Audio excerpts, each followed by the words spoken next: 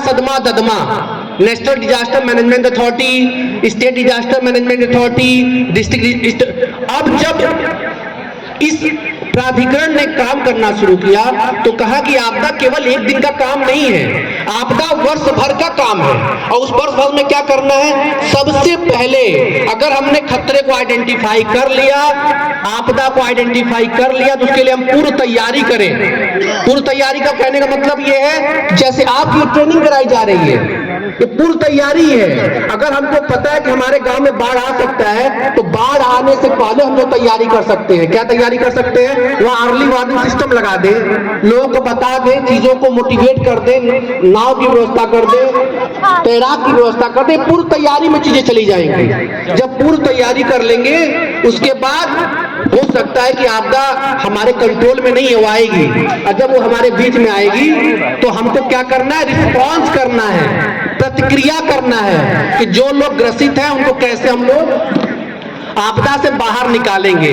तैयारी किए, तैयारी कभी पूर्ण नहीं होती है। अगर आपदा आ गई तो हमको रिस्पॉन्स करना है। रिस्पॉन्स मतलब लोगों को बचाना है, और अगर लोगों को हमने बचा लिया तो उनकी रिकवरी करनी है, उनका पुनर्वासन करना है, उनको राहत देना है। और जब राहत दे दिया तो मिटिगेशन पे काम करते हैं, न्यूनीकरण पे काम करते हैं। न्यूनीकरण कहने का मतलब यह है कि तैयारी में कहाँ कमी रह गई, जो आपदा आ गई। तो हम केवल चक्र में काम करते हैं। तो हम लोग प्रिपेयर्डनेस पे इस समय हम लोग काम कर रहे हैं, रिस्पॉन्स पे काम करते हैं, रिकवरी पे काम करते हैं। आगे करिए प्लीज,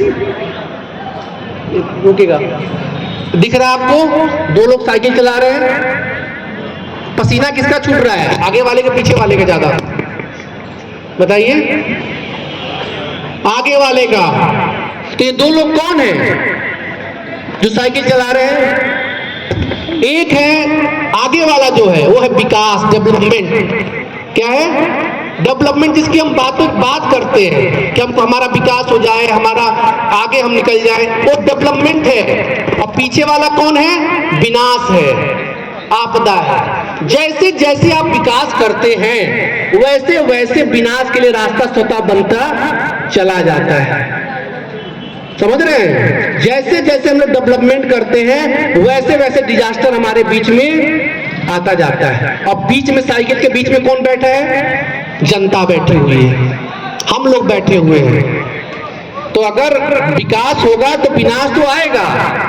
अब कैसे इस विकास और विनाश की दूरी को हम कर सकते हैं ज्यादा? केवल और केवल जनता को अवेयर करके, जनता को मोटिवेट करके। और जैसा मैंने कहा था कि जिसका मुद्दा उसी की लड़ाई, और जिसकी लड़ाई उसी की अगुवाई। अगर हमारी जनता ही, हमारा जो विक्टिम है वही रिस्पॉन्डर अच्छे से बन जाए, तो संभवतः विकास के रास्ते में और विनाश के रास्ते में वो बीच में एक मील का पत्थर साबित होगा। आगे करिए प्लीज, आगे करिए। हाँ, ये क्या लिखा हुआ है? सबको साथ काम करने की जरूरत है। इस बस दिख रहा है ना? ये बस कभी नहीं निकलेगा।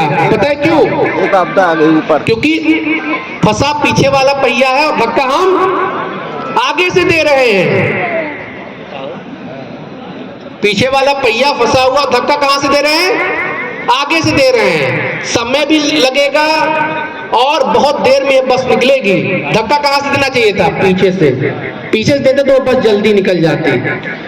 तो कहने का मतलब है कि आपदा प्रबंधन में रिसोर्स का बहुत बड़ा मतलब होता है। एक रस्सी भी काम में आ सकती है, एक छोटा सा साधन भी काम में, उसको कैसे आप इस्तेमाल करते हैं वो आपके विवेक पे डिपेंड करता है।